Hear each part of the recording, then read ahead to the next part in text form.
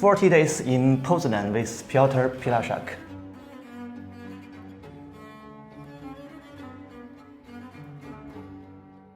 My name is Piotr Pielaszek and I'm a Polish luthier based in Poznan, in Poland. My name is Gino. I'm a Chinese luthier based in Melbourne, Australia. In this series of videos, I will continue my current work and I will show you some specific steps in my violin making. In these 40 days, I will start a new violin with Piotr. I will try to learn as much as I can from the very best.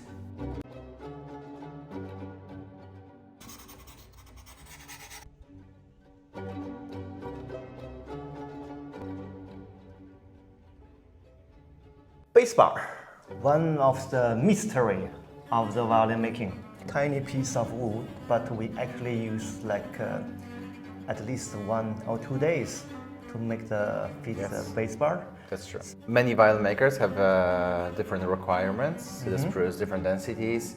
For me, I think one of the most important parts is that actually I choose the piece of wood that is very straight and well cut. So I'm sure that once I fit it, that all the BassBar will move and work in a similar manner. These days we have some standard measurements. Yeah. Although many violin makers, they are doing many different things, different shapes of BassBars, different heights, different thickness and lengths. So this can vary as well. The length is about... it's about 7/8 of the whole plate. So, but with the angle of the BassBar. Yeah. Some people, they just right away put the 3mm twist. 1.5 here, 1.5 here, and then just center of the bridge foot. As well, you can use the ratio of, most of people, they are using ratio of 1/7 of the width, and then you're placing 1/7, 1/7, and it gives you the angle. You have to kind of choose right away what kind of width of the bridge you're going to use. And according to the bridge that you're going to use and the way you cut it, you have to think how you're going to place your BassBar, because it's always more or less in the same position as the sound post. and then how you proceed to make the BassBar actually fit the shape of the Well, belly. the first for me is always the preparation of the wood. So I'm sure it's very well prepared, everything is square, and during the process to make it fit perfectly, I glue small pieces of wood. So I'm sure that each time I'm placing the BassBar in exactly the same way. Yes, the arching is different. So if I would just place it 0.5 millimeter each way, it would change completely. And then basically I'm just trying to fit the BassBar with slight tension. I'm putting a bit of tension, but only in the main center part where the bridge stands. On the ends I'm not putting any tension. And most of the fitting is done with a chalk, that I'm placing the chalk on the plate, just looking for the prints and trying to very precisely remove it with a small thumb plane and then sometimes with a scraper.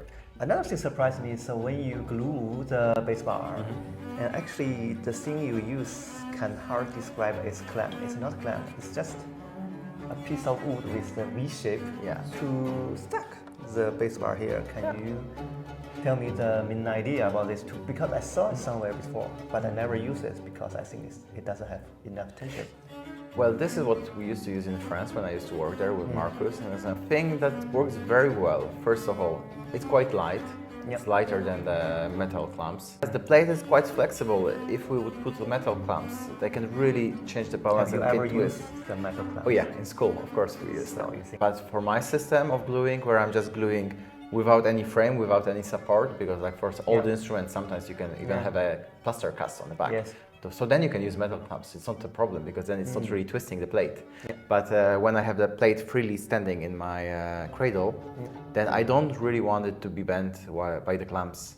So using wooden clamps, that first, they're quite light. Second thing, the way that I prepare them, they are like exactly in the middle. But once I put them, the gluing part is actually in the middle. So there's still a balance. And yeah, they don't really have that much pressure. But for me, it's an advantage. So once I clamp everything dry, the BassBar should be fitted so well that actually you don't really need much tension. When we finish the fitting of the curves, how you decide the height, the dimension? I'm starting always a bit higher with the BassBar and I'm just checking how the plate is reacting. And then you actually feel how it's bending. So it's just press it. Yeah, just press it at the end.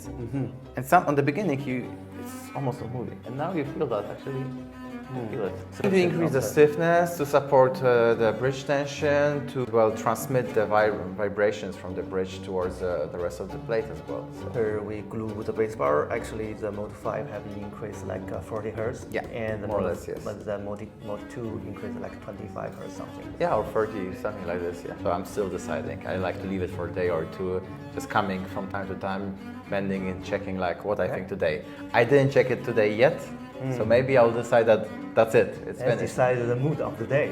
Exactly.